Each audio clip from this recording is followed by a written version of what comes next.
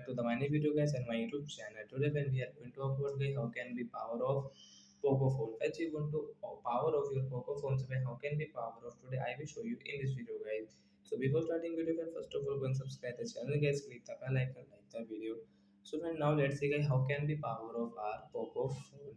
So you will have to press on guys your power off button, then guys tap here, since you can see that side this power off option guys, tap here to power off, then guys your phone will power off.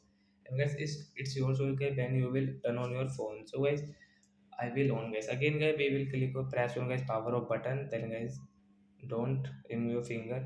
As you can see guys this sound, and guys remove your finger, guys you can see this Poco guys power by entry guys, you can check guys after 20 seconds and 25 seconds guys your phone will power on, means your phone will on. So like that guys we can power off our Poco phone guys. I'm going to pause video guys because it will take time. As you can see guys this MIUI you can see.